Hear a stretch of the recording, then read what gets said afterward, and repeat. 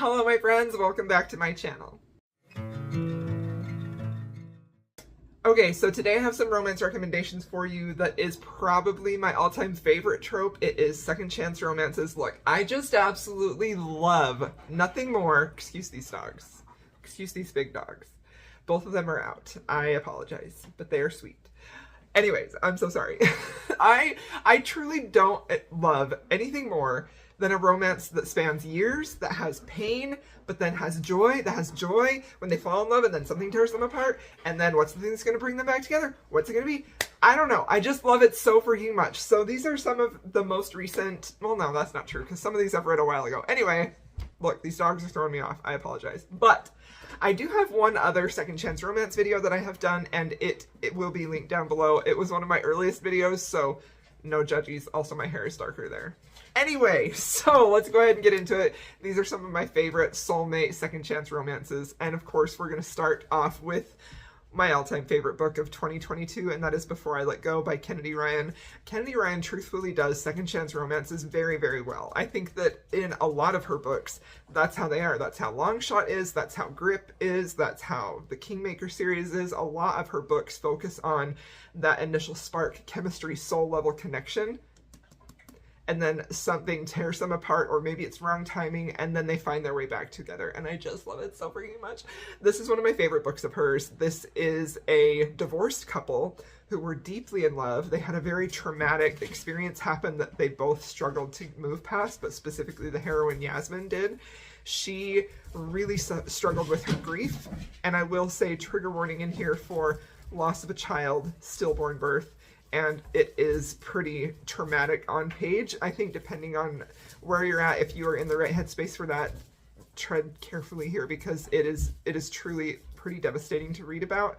In this book, we have them divorced, living their life, trying to co-parent their children, trying to work together in the restaurant that they built together, and still they have this lingering spark, which they both sort of write off to attraction, because there's that level of pain and hurt there too, but they know they still feel so strongly for each other. Like, this is truly, I think, such a great example of second chance romance, because you know these two are in love, you know that they belong together, and you have to sort of watch them as they struggle to find their way back to each other, the pain that they experience, there's some jealousy involved, another woman. It's just beautifully done, heartbreaking, perfection. I love it so much. When they finally get back together in this book, I was like, yes, it was just everything I needed. So now this book is actually a novella, and I am recommending a novella even though typically I don't like novellas. They usually never give me the emotional payoff that I'm looking for. But this one is by one of my favorite authors, J.L. Seegers. This is her novella again. It's pretty, I think it's kind of a longish novella. It's not a quick novella, but it's full of her trademark, beautifully emotional writing. And this couple is also a divorced couple. This is a Black romance. They're divorced, and they're trying so hard to move on with their life. But the hero, Jackson, I just barely read this, and of course their names are kind of, look at this little snout. Their names are kind of leaving me. Jackson is the hero, and the heroine's name is Amina, and they end up going on this retreat, basically, for this wedding that some of their friends are going to be at. They want to just elope and have Jackson and Amina there. They're actually like brother and sister as well. Not to each other. They're related, okay? They're related. And let me just tell you, this again has a hero who completely lost his mind for the heroine. Completely lost his mind for the heroine. Loves her so dearly, needs her, wants her in his life, made a mistake, and is trying to win her back. Amina, meanwhile, believes that he cheated on her, that he broke her heart, but she cannot deny the pull she feels to him, that she will always feel to him. They've known each other since they were 13.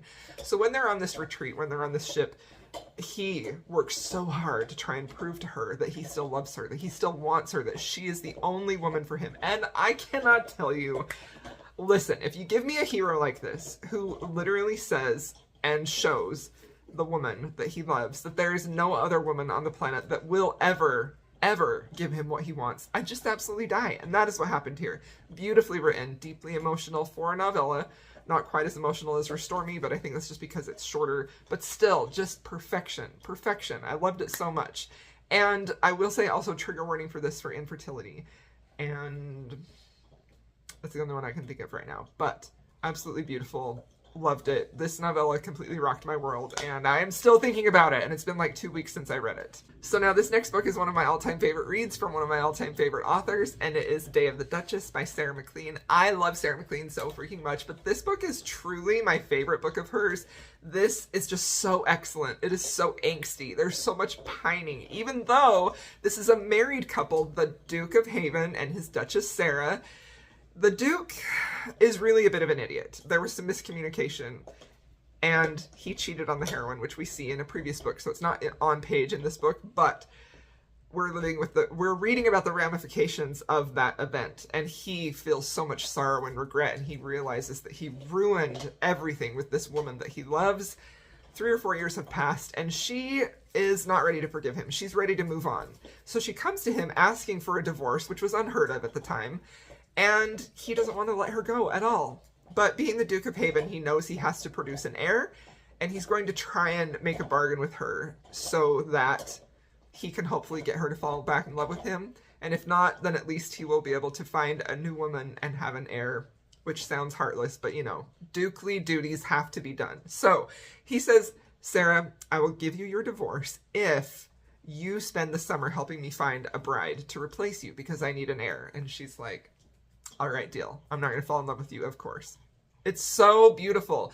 The grand gesture in here is one of my favorites of all time because I think that it is such a great example of true love and putting someone else's needs before your own selfish needs. I just die over it. I love this book so much. Angsty, emotional. I read this before I had read the books in the books that were before in the series. So I personally don't think that you need to read this in order. If you just want to pick up this book, I think you're more than able to do so, and it's beautiful. Please read it. It's fantastic. So now this book is one that I read in December, and I really enjoyed it, and it is The Sculptor. This is a contemporary romance with 2 teenage sweethearts who've been separated. They had this like childhood marriage where they, she said I do to him, and then a tragic event breaks them up. And there is a twist to the ending in here. Time separates them, of course, and she ends up in this arranged marriage to this old, evil congressman. And this congressman decides that, you know what, if you're going to be my wife, you need to be a perfect physical specimen. And so he takes her, and she goes along with it, because she's marrying him for plot reasons, not for any other reason. She's doing this arranged marriage for reasons that are plot twisty that I can't tell you about. So he ends up taking her to a plastic surgeon to get a consultation to have her enhanced. And who would the plastic surgeon be other than her childhood sweetheart, of course? And when he sees her with this gross older man going to get married, he just kind of loses it, but not outwardly. He's all internally thinking like, how dare you? How dare you want to change anything about this perfect woman's body? Like, it's just so beautiful. I really, truly love this. I felt like they had great chemistry. I thought the setup was very unique, and I love a hero who is like, how dare you even suggest that this perfect creature needs to be changed? Like, it was fantastic. Okay, so now this book is one of my favorite historical romances with a second chance, and it is Heart in the Highlands. This is so, so, so beautiful. Our hero is Scottish, and it is set in the Highlands, but his father is a duke, so he will be the duke. So he is under immense pressure to marry. So he finally agrees to it and meets this really lovely young woman named Kate, who's going to be his arranged bride. And he has this moment on their wedding day and their wedding night where he's like, this actually could work out for me. I like her a lot. I feel this connection with her. This is an arranged marriage, yes, but I feel like I could be happy with her, that I could fall in love with her. And it's so beautiful, you guys. It's so beautiful. But the night of his wedding, after all that beautifulness, he realizes something, that his father deliberately deceived him. And he is so furious and upset that he leaves. He abandons his new bride. He leaves for 4 years. After 4 years pass, he decides that, you know what, maybe I need to try and make things right. I feel like I really screwed up. And he comes back to try and make a go of it with Kate. So he comes back to Kate, and little does he know that she is a completely different woman. She's no longer the trusting, naive young woman that he met that first night. And he feels like so much torment for just abandoning her.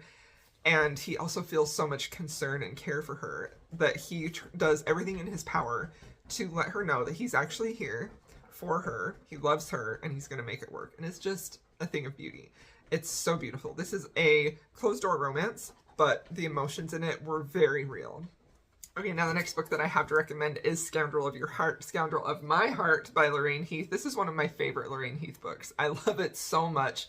It is so friggin' swoony, and I love that it's a second chance romance. There's a little bit of a time jump, very little, and it's just perfection. So this book starts with our heroine.